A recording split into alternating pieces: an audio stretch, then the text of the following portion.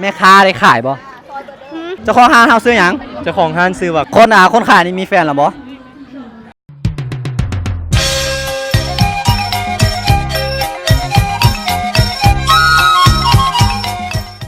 สบายดีแม่ค้าทั้งหลายว้าวห้างเฮาขายหยัง ร้านเฮาขายเป็นของทอดเนาะจะมีทอดลูกซีนทอดฮอทดอกแล้วก็จะมีเป็นทอดเกี๊ยวทอดปอเปี๊ยะแล้วก็ยอทอดเนาะ แม่ค้าได้ขายบ่ หื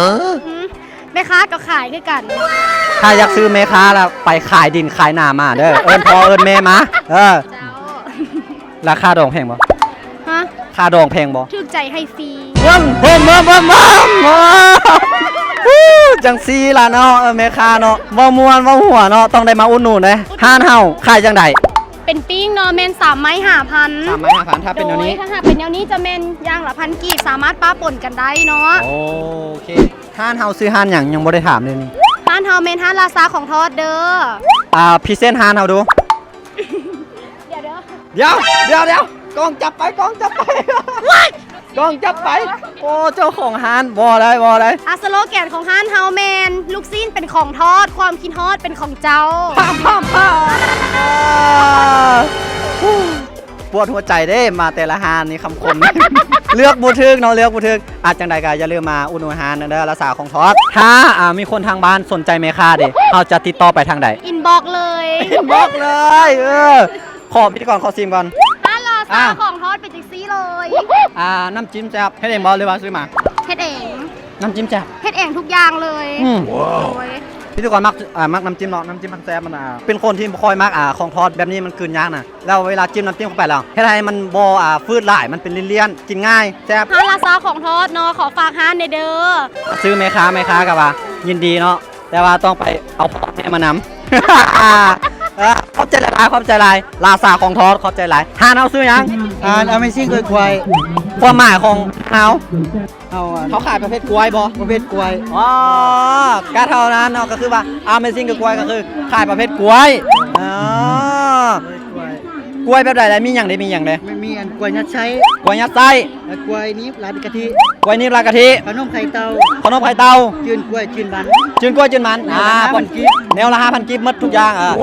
ก็เลยไปเป็นซื้อฮานว่า Amazing กล้วยอ๋อ Amazing กล้วยมีคำคมบ่ บ่มี บ่ไม่ดูคือแบบบ่ซ้ำเนาะรสชาติบ่ซ้ำ จื้อสูตรบ่ได้ ชื่อสูตรบ่ได้เพิ่นให้กินฟรีเนาะพี่ว่ากินฟรีเนาะหน้าแซมเนาะแถมยังใจดียังแบบนี้ต้องมาเด้อขอบใจลีเด้อโดยขอบใจหลายๆทางห้านที่มาร่วมสัมภาษณ์นำเราขอบใจลีเด้อเจ้าของห้างเฮาซื้อหยัง เจ้าของห้านซื้อว่ากล้องน่ะจากห้านหวานใจคอยและเจ้าหวานใจ โอ้เป็นห้างที่ขายกระแลมแม่นบ่ แม่นละห้านเขานอกจากจะขายไก่แล้มแล้วก็ยังมีสาลีอบเนยไก่แล้มของเขาจะเป็นไก่แล้มกะทิมะพร้าวสด 100% แล้วก็มีท็อปปิ้งเป็นท็อปปิ้งประเภทหมักอื้อเสื่อมเผือกเสื่อมสาลีเสื่อมแล้วก็มีมักเต่าคาราซองอย่างต่างๆไว้เป็นท็อปปิ้ง ห้างเฮาราคาเริ่มต้นนี่จักใส่5ใส่เริ่มต้นราคาห้านฮอแมนเริ่มต้น 5,000 กีบบ่มีขอบเขตเลยแล้วแต่ลูกค้าจะเลือกเอาว่าจะเอาท็อปปิ้งเท่าใดแมนท็อปปิ้งเริ่มต้นแมนราคา1,000 กีบอย่างละ1,000 กีบแมนติ๊กเอาเลย อ๋อก็คือจอนึง 5,000 กีบถ้าอยากได้อันเสริมหลายๆก็ย่างละพันเป็นบ่ แม่นละ ท็อป แล้ว ปิ้ง ก็ เนาะ ท็อปปิ้งซิกเนเจอร์ของห้านฮอแมนข้าวเหนียวใบเตย โอ้ข้าวเหนียวไปเลยมีบ่เบิ่งเขาบ่โอ้นี่เลยมาซูมเลยนี่แม่ค้ากำลังเฮ็ดอยู่นี่เลยเนาะเพิ่นว่าซิกเนเจอร์เลยของห้านน่าแซ่บล่ะบ่มาบ่ได้ห้านหวานใจขอถามนอกเรื่องหน้าตาหล่อๆแบบเฮานี่นะมีแฟนหรือยัง มีแล้วโอ้ยผู้สาวอกหักกันไปเลย เนาะนี่เนาะคนจริงใจเนาะคน2020คนจริงใจมีขอฟ้าห้านอีกทีนึงก่อนสิจากไป ถ้ามาตลาดนัดเลยย่างเข้าซื้อมาเลยจะเห็นป้ายห้านเฮาซื้อห้านว่าหวานใจแต่งตกแต่งแบบงามๆแบบนี้เลย และถ้านอกจากอยู่ตลาดนัดแล้วห้านของเฮาแมนอยู่4แยกไฟแดง4แยกโฮมไอเดียอยู่4หอมเนาะข้างห้านปาเตโซเจ้าดังเลยถ้าไปมหาบ่ทึกเขาสามารถไปเสิร์ชดูแฟนเพจได้บ่ Facebook เจ้าของห้านเลยซื้อว่า K_stop กล้อง PM จ้ะขอบใจ ซื้อได้ขายมาเด้อ ขอบใจ ขอบใจเส้นกันขอบใจเอาไปต่อเลยตอนนี้ก็กินไปเว้าไปเนาะ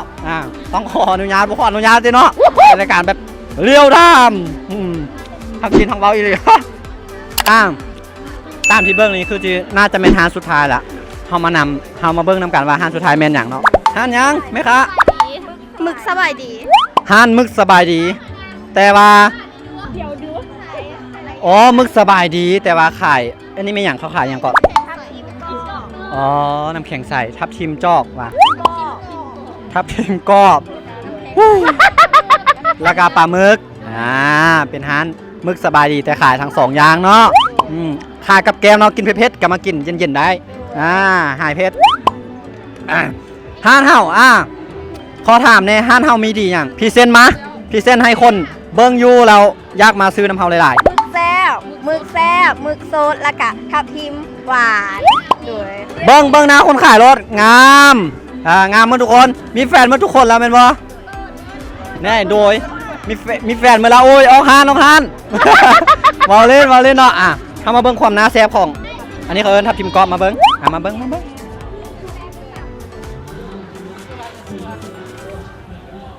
ซิมได้เด้อซิมได้ ซิมได้เนาะเพื่อนว่าซิมได้พิธีกรเจคอมเมนต์ให้เบิ่งเนาะเพื่อคนทางบ้านตัดสินใจบ่ถูกสิ่งที่สัมผัสได้ก็คือหอมกะทิเข้มข้นเนาะเข้มข้นแบบหอมกะทินี่ล่ะ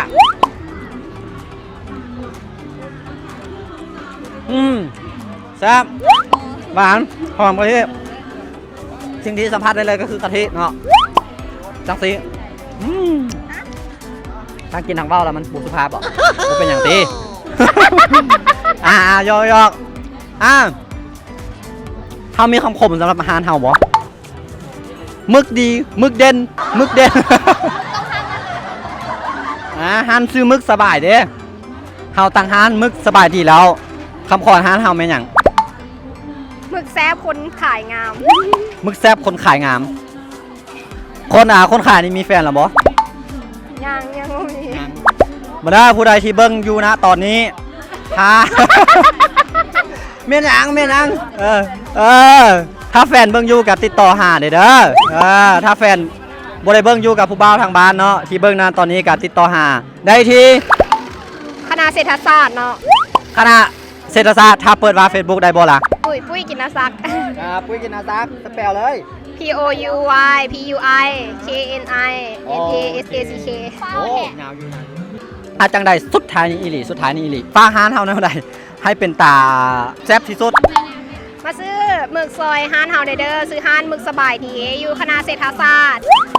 เฮามีโปรโมชั่นแจกของแถมหลากหลายเลยบ่ว่าจะเป็นเครื่องเขียนหรือว่าเสื้อเฮาก็มีแถมให้ตั้งแต่มื้อนี้ไปเลยบ่โปรโมชั่นนี่ มีทุกมื้อเลย มีทุกมื้อเลยสมมุติว่าถามแล้วอาหารมาเนาะถ้าเฮาอยากกินมึกหรือว่าอยากกินน้ำแข็งใสเนาะถ้ามืดจากเฮาจัดงานอยู่นี่ก็คือวันที่27อาทิตย์ต่อไปหรือว่าเดือนต่อไปถ้าคนที่เบิ่งอยู่ทางบ้านอยากกินเฮาจะไปติดต่อหาทางใดมีบ่ มีทาง Facebook เนาะซื้อว่าหมึกสบายดีเลย เข้าไปสอบถามอยู่ Facebook ได้ สั่งซื้อจากนั้นได้ออเดอร์จากนั้นได้เลยเนาะขอบใจไหมคะหลายๆขอบใจแล้ว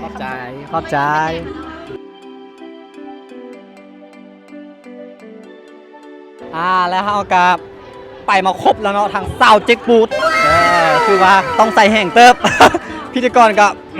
ต้องฮึดแห่งสู้แต่ว่าสิ่งสังเกตอย่างหนึ่งที่พิธีกรสังเกตเนาะคือว่าคนหลายเบาเรื่องสาวนี่แห้งหลาย ผู้ใดอยากมาเบิ่งสาวอยากมาชิมอาหารจากฝีมือสาวๆคณะเศรษฐศาสตร์แล้วก็อีกอย่างพิธีกรต้องขออภัยเนาะที่เว้าไปตัวเปิดคลิปเว้าผิดไปเนาะนี่เลยเขาเจ้าจัดงานอยู่คณะเศรษฐศาสตร์และบริหารธุรกิจเนาะคณะเศรษฐศาสตร์และบริหารธุรกิจเนาะสาวคณะเศรษฐนี่บอกอีหลีว่างามสมชื่อคำงามแบบสมชื่อตามที่เขาล่ำลืออีหลีมีแต่คนงามๆถ้าผู้ใดอยากมาเบิ่งความงามของสาวอยากมาซิมฝีมือของสาวๆคณะเศรษฐศาสตร์ต้องมาตั้งแต่มื้อนี้ตั้งแต่วันที่23เนาะที่ผ่านมาจนถึงวันที่27เปิดตั้งแต่8 โมงเช้า ฮอต4 โมงแรงต้องมาทุกมื้อบางห้างก็อาจจะปิดไว้ได้ฮิบมาแล้วเนาะเพราะว่าเขาเจ้าขายดีขายเด่นเนาะบางห้างก็หมดก่อนก็ปิดไปก่อนผู้สาวงามอยู่ห้างใดก็บ่ได้เบิ่งพิธีกรก็บ่ฮู้แต่สิ่งอื่นใดก่อนนั้นอย่าลืมกดไลค์ Subscribe และกดกระดิ่งแจ้งเตือนเนาะเพื่อจะบ่ได้พลาดคลิปใหม่ของพวกเฮาและอีกอย่างเนาะบ่ได้เว้าต้นคลิปก็เว้าท้ายคลิปนี่แหละพวกเฮายังรับงานถ่ายทำตัดต่อแบบกราฟิกและถ่ายรูปถ่ายทุกอย่างเนาะและนอกจากนั้นอีกพิเศษกว่านั้นอีกก็ยังรับสอนเรื่องถ่ายทำนี่แหละออกแบบกราฟิกถ่ายรูปการใส่กล้องบ่ว่ารับเฮียนทุกรูปแบบเนาะทุกรูปแบบมาคิงเอามีเดียนี่จบเลยเนาะบ่ต้องไปบ่อนอื่นเนาะทุกอย่างบ่ว่าแต่รูปบ่ว่าแต่คอสอนบ่ว่าแต่ป้ายพิมพ์แบนเนอร์หรือว่าโลโก้อย่างต่างๆมาติดต่อพวกเขาได้เนาะเบอร์โทรขึ้นตามหน้าจอณตอนนี้เลยคลิปนี้ก็ต้องขอตัวบายบาย